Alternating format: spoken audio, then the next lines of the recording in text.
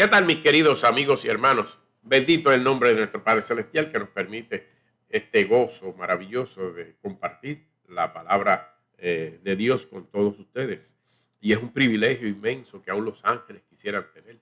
Pero Dios lo ha delegado en su iglesia, en aquellos a quien Dios llama, para que anuncien su verdad, en aquellos que Dios consagra con este propósito. ¿Por qué?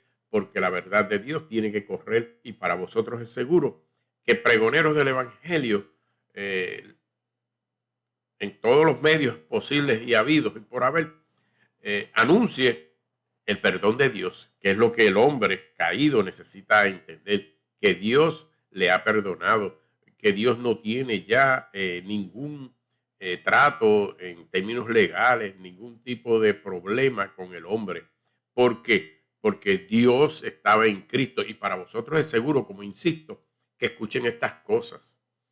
Porque Dios estaba en Cristo reconciliando al mundo, no considerando el pecado de los hombres, sino que Dios tomó a sí mismo el problema para resolverlo, debido a que el hombre estaba incapacitado totalmente. Estaba y está incapacitado totalmente para ofrecerle a Dios una alternativa que satisfaciera las demandas de Dios. Y el hombre tiene que entender que cuando se trata de Dios, Dios es la máxima absoluta expresión de la perfección.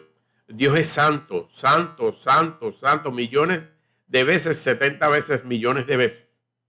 70 veces 7 millones de veces. Dios es santo. ¿Por qué? Porque Él es la santidad, Él es el creador del mundo. Y nosotros caímos de su gracia en el Edén. Y entonces Dios, en su infinito amor, porque así de santo es, así de amoroso es. Esa es parte de la divinidad, es parte del ser de Dios, el amor por su criatura, la ternura por su criatura, la preocupación por la criatura que Él creó en el Edén en aquella ocasión. Y que por causa de la desobediencia, todo se fue a pique, como decimos en nuestro argot, ¿verdad? Todo se pervertió, todo se dañó. Y fuimos expulsados del Edén. Y como consecuencia de esa expulsión, el mundo está en manos del enemigo. Eso no hay duda. El que dude eso, tiene los ojos vedados, está corto de vista, como dice Pedro, está ciego, como dice Pablo. La realidad es que Dios no tomó en consideración nada que no fuera su amor por su criatura, la elección. Y entonces Dios determinó en Cristo, desde antes de la fundación del mundo, restaurar todas las cosas. Por eso es que es necesario que entendamos que nosotros no tenemos la capacidad de mirar a Dios, sino a través de Jesucristo. Nadie puede decir, yo hablo con Dios sin Jesucristo, porque aparte de ser una herejía, es algo que es contra naturaleza para Dios. Porque nosotros estamos destituidos de la gloria de Dios. Estar destituido es estar echado fuera. Cuando a ti te expulsan del trabajo, cuando a ti te expulsan de cualquier organización o aún de tu propia casa, tú no puedes volver a tu casa. Se supone que no. ¿Por qué? Porque fuiste botado de allí. Pues eso pasó en el Edén. El Señor nos botó de allí por causa del pecado. Porque lo que había allí se convirtió en dañino para con Dios, en pecado para con Dios. Así que quedamos fuera. Destituido es fuera. Y como consecuencia de ese fuera y de la desobediencia, morimos. Ahora Dios, en ternura, en piedad, en amor eterno, dice, yo tengo que redimirlos, yo tengo que salvarlos. Y de acuerdo a la ley, nuestro primer pariente a la ley de Moisés, de acuerdo a la ley de Moisés, nuestro primer pariente para restituirnos, para redimirnos, y esto sin verificando que no hubiese otro antes que nadie, pero como no lo hay, pues fue Cristo. O sea, Cristo es nuestro próximo pariente para redimirnos de parte de Dios. Así que Cristo se ofreció a redimirnos. Para que puedan entender esto, vayan a la historia de Ruth y Noemí y Boaz. Como Noemí, como Ruth, Boaz la redime, pero primero se asegura de que no hubiese otra persona que tuviese por nexos familiares la capacidad legal de redimirla primero. Tenía que verificar, y así lo hizo, y había uno. Y él le pregunta si estaba interesado en redimirla a Noemí. O a Ruth, una de las dos que no me acuerdo. La cosa es que la moabita fue redimida por Boaz porque el pariente más cercano negó, no pudo hacerlo o no quiso hacerlo. Punto, se acabó. Pero entonces Boaz, en figura de Cristo, dice, yo la voy a redimir. Y la redimió. Le dio casa, le dio trabajo, la restauró de nuevo porque la moabita no tenía techo, casa, nada. Andaba al garete. Entonces, como ella fue fiel, Boaz la redimió. Así pasa con Cristo. Cristo ahora, Dios como nuestro primer pariente, nos redime. ¿Nos redime de qué? De aquello que sucedió en el Edén. Y ahora nos coloca en una posición ventajosa. ¿Por qué? Porque Él tiene la capacidad de redimirnos. Y nos sacó del lagar de la muerte, nos sacó de la zona oscura de tiniebla y mortandad en que estábamos. Porque dice que estábamos muertos en delitos y pecados. Ahora vino Cristo por el amor de Dios, en obediencia a Dios, en comunión con Dios, en acuerdo con Dios. Obedeció perfectamente para que esa obediencia se me acreditara a mí. Y entregó su vida, derramando su sangre de acuerdo a lo que exigía la ley, para que esa sangre perfecta, limpia, sin mancha, pudiese limpiar la deuda legal que existía entre Dios y el hombre pecador. Fíjense que esto es sencillo. Ahora, por eso dice que Dios nos bendijo en Cristo con toda bendición espiritual, porque lo que Cristo alcanzó fue una bendición inmensamente grande para todo el que en Él cree y confía de todo corazón.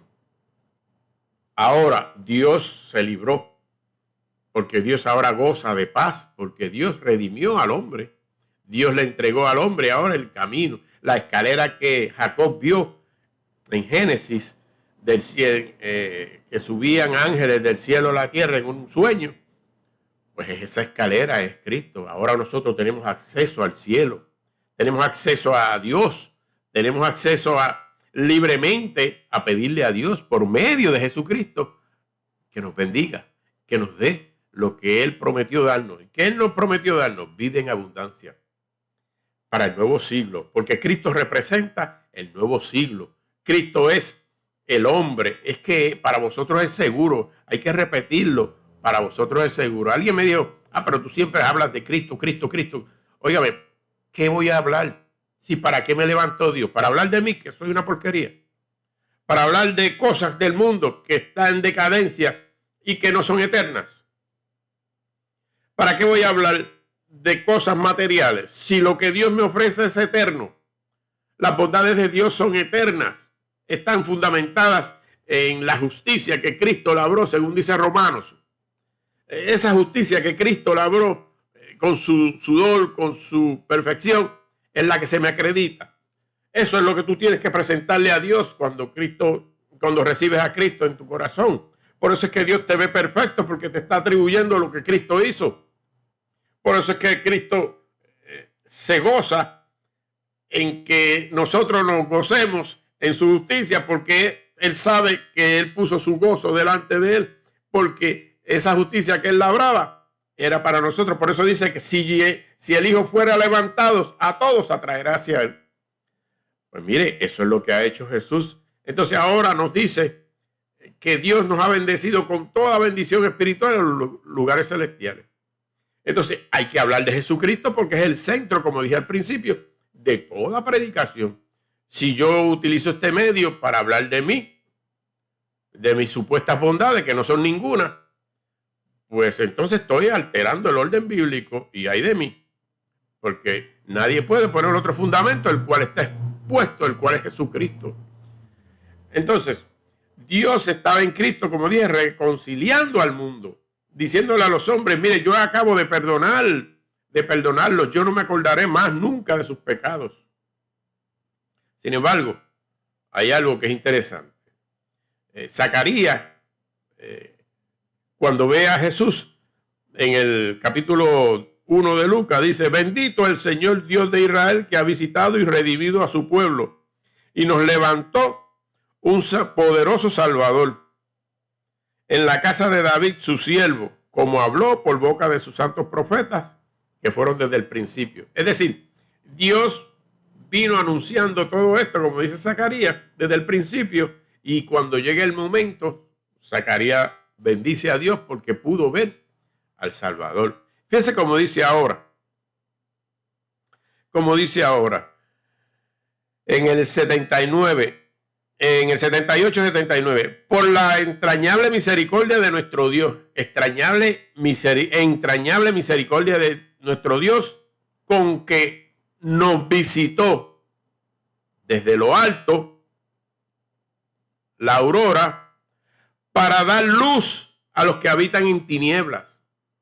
¿Quiénes son los que habitan en tinieblas? Pues el mundo, los que no conocen a Dios, los que no reciben a Jesús, los que enemigos de Dios, los que aman las tinieblas, los que aman el mundo, los que entienden que como viven actualmente es más que suficiente, los que no tienen aspiraciones eternas. Esos viven en tinieblas, andan en tinieblas y en sombra de muerte. Fíjense la relación íntima entre las tinieblas y la sombra de muerte. Es decir, que todo el que anda en sombra de muerte, en tinieblas, está muerto. Porque no tiene a Cristo. No tiene el amor de Dios manifestado en Cristo. No tiene la piedad que Dios ha manifestado en Cristo para presentársela a Dios. Porque ¿qué es lo que hacemos nosotros cuando creemos en Cristo? Pues le decimos a Dios: mira, yo sé que mi pecado es imperdonable. Yo sé que mi pecado es, no hay forma de pagarlo. Yo no tengo forma de pagarlo. Pero tú has provisto un medio. Tú has provisto algo excelente de tu propia sangre, de tu propio ser, que me absuelve de esta deuda que me persigue y me condena. Entonces, ¿qué hacemos? Pues le presentamos al Cordero de Dios que quita el pecado del mundo. Por eso Jehová se gozó cuando dijo: he aquí el Cordero de Dios que quita el pecado del mundo. Juan se gozó en eso. Y Jehová celebró en los cielos cuando dijo: este es mi Hijo amado en el cual tengo contentamiento. ¿Ves? Que todo guarda relación. Por eso entonces las tinieblas y la muerte son sinónimos. Usted no puede separarla. Por eso es que usted no puede decir: nada, yo le sirvo a Dios a mi manera. Yo no hago daño a nadie. Yo hago las cosas bien. Yo no tengo problemas con nadie. Es que de eso no se trata. Se trata de la herencia que usted trae. Se trata de que usted no puede agradar a Dios por sí mismo. Se trata de que usted es un descendiente del hombre caído que se llama Adán. Por eso es que cuando Cristo muere, aleluya, muere el siglo viejo. Muere el hombre viejo que se llama Adán y toda su descendencia, obviamente. Por eso Cristo dice: consumado es. ¿Qué fue lo que fue consumado? La muerte del viejo Adán. El viejo Adán murió. Por eso dice que también Romanos dice: el que ha muerto ha sido justificado del pecado. El que ha muerto en el Calvario fue justificado por parte de Dios. ¿Ves? Si usted entonces entiende que usted murió en el Calvario, entonces usted debe entender también que resucitó con Cristo. La gloria sea para Dios. La gloria sea para Dios. Usted ha resucitado con Cristo. Y entonces ya usted pertenece a lo que se llama el nuevo siglo. El siglo que Dios está entronando ahora en el siglo viejo. Fíjense qué contrariedad. Dios impuso a Cristo en el centro, en el ojo del huracán, como decimos, ¿verdad? En el centro de la discordia. Y Jesucristo es el Hijo de Dios, que representa el nuevo siglo, que representa el orden de las cosas, que representa la restauración de las cosas. Ahora, Dios nos dice: ¿crees en esto? Eres salvo. Por eso es que las tinieblas y la luz y la muerte, para los que andaban, o yo anduve, y los que andan en ella, están muertos, porque no han visto la luz de Dios en Cristo. Cuando Cristo nace la luz. Por eso Zacarías dice: nos ha levantado un poderoso Salvador. Él traerá paz a las naciones. Y esto como que suena contradictorio, porque en otro lado vemos a Jesús diciendo que Él no vino a traer paz, sino espada. Qué glorioso, ¿verdad? Cuando no entendemos estas cosas, como que nos confundimos, pero para la gloria de Dios, Dios nos permite la sabiduría espiritual y nos dice cómo son las cosas para que tengamos paz, para que tengamos gozo.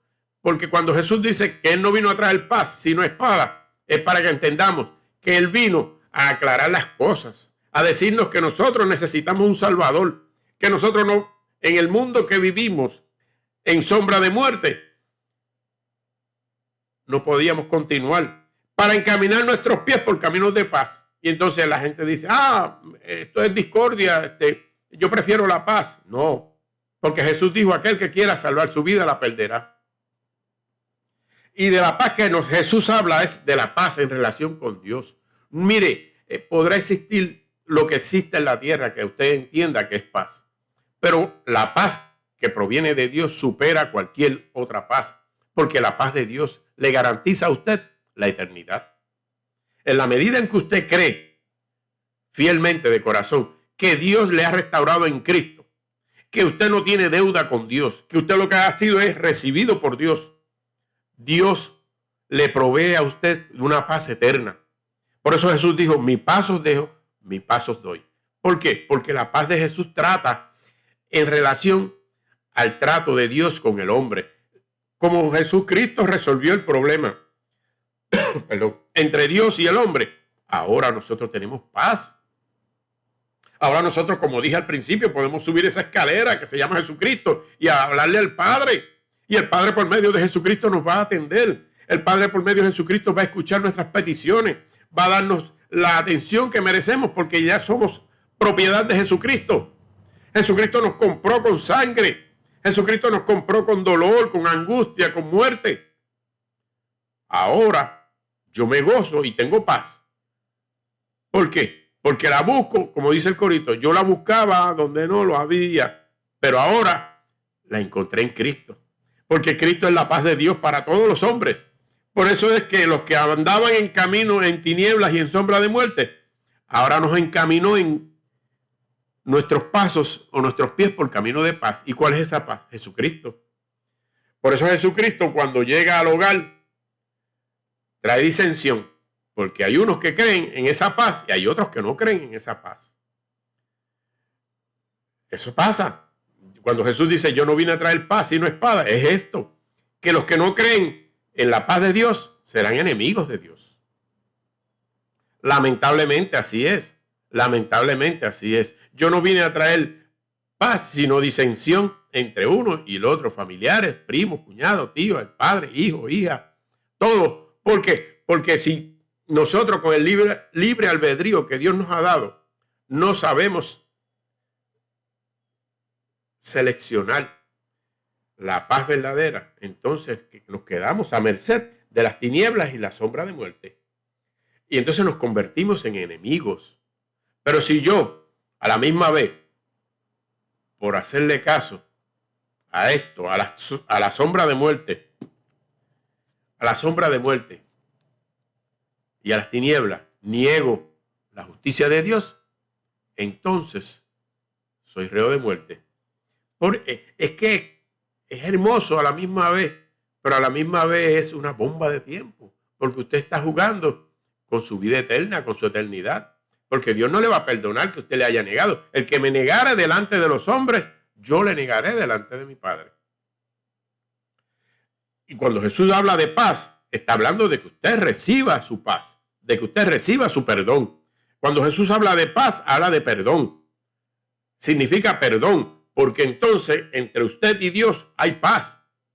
Por eso es que la escalera que Jacob vio estaba subiendo y bajando ángeles, simbolizan aquellos que creen en Jesús, que podemos entrar en comunión con Dios, aquellos que podemos pedirle a Dios plenamente, confiadamente, y como tenemos un sumo sacerdote, un mediador y un abogado a la misma vez, Jehová nos escucha.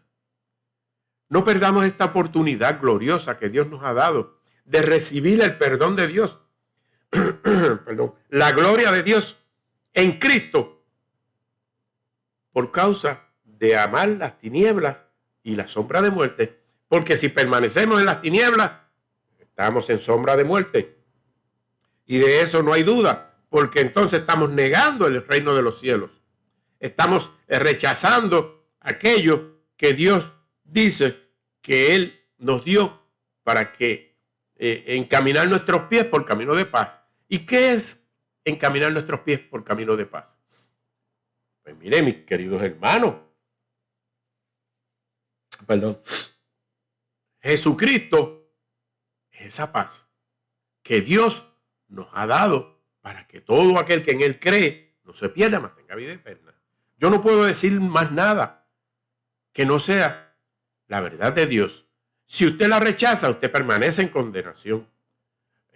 Si usted la recibe como la recibió el ladrón, como la recibió la mujer adúltera, como la recibió la mujer del flujo, como la recibió el leproso, como la recibieron todos los apóstoles, todos los hombres de Dios, los profetas, pues usted pasa del estado de mortandad al estado de vida. Y ya hay gozo. Lo primero que hay es gozo y lo segundo lo que hay es paz inmediata. Es más, hay paz primero y después gozo, porque la paz viene por causa de que usted ha aceptado el perdón que Dios ha colocado entre usted y Dios. El juicio que Dios ha celebrado en la persona de Jesucristo. Por eso es que Jesucristo, todo lo que hizo, lo hizo en el nombre del hombre, del Adán. ¿Por qué? Porque Jesucristo era ese hombre. Ahora Jesucristo es el nuevo Adán. El que resucitó es el nuevo Adán. El que murió es el viejo Adán. Así de sencillo. El viejo Adán está sepultado. Pero el que resucitó, aleluya. Como Dios tiene el poder maravilloso de restaurar todas las cosas, nos da una muestra inequívoca, perfecta y sabia del poder que Él tiene para que le creamos. Si Jesucristo no hubiese resucitado, el problema hubiera sido serio. Pero para la gloria de Dios, Jesucristo resucitó de la manera en que nadie se iba a imaginar. Porque Jesucristo descendió al sepulcro destrozado, irreconocible. Destrozado, irreconocible, desbaratado, muerto. Punto. Ahí murió el viejo Adán. Pero Dios dijo que el que hiciera estas cosas vivirá por ellas. La ley lo que representaba era eso mismo, que el que hiciera las cosas tuviera vida eterna, pero nadie las hacía. Por eso Dios cargó en Cristo el pecado de todos.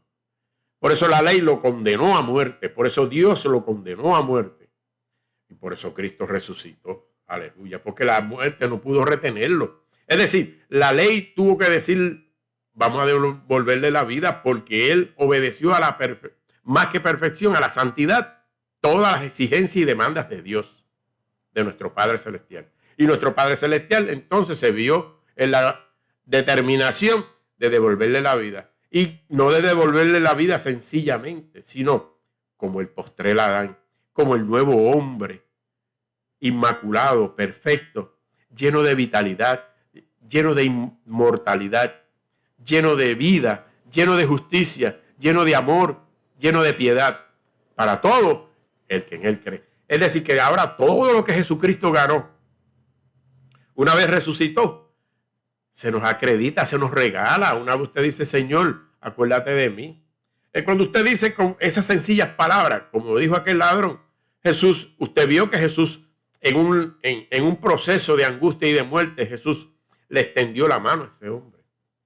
Imagínense ahora que Jesús está sentado a la diestra de Dios intercediendo por todos y cada uno de nosotros. Visualícelo desde ese punto de vista. Jesucristo a punto de expiar su muerte, de entregar su vida por causa de nosotros. Alguien le pide clamor, le pide piedad. Jesucristo no le dijo, muchacho, olvídate de eso, yo estoy terrible, yo me estoy muriendo. Jesucristo no pensó en eso. Jesucristo pensó en el gozo puesto delante de Él, que se representaba lo que Él estaba haciendo.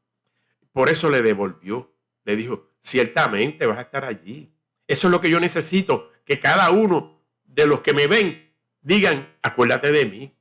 Y yo te invito a ti para que digas, Señor, acuérdate de mí, para que la justicia que Jesucristo labró, lo que Jesucristo alcanzó para todos, se te acredite y ahora tú puedas estar junto al árbol de la vida en el día postrero, pronto, gozándonos, escuchando las historias de Jesús, conociendo a Jesús, conociendo todas las cosas que Dios tiene para nosotros.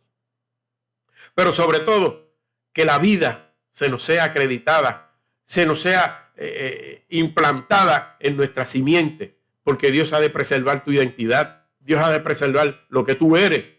Si tú eres Pedro, Juan, Osvaldo, Jiménez, Gladys, Sonia, los que sean, tú has de entender que eres tú, porque Dios ha de preservar. Por eso es que el alma que descansa regresa a Dios, porque Dios es el poderoso, Dios es el que sabe, y cuando Dios te llame, te va a llamar por tu nombre, por tu nuevo nombre, y te va a decir, tú eres Sonia, tú eres Gladys, tú eres Jiménez, tú eres Osvaldo, tú eres fulano, levántate, y vas a comenzar a alabar a Dios, porque has adquirido la inmortalidad que Cristo ganó para ti.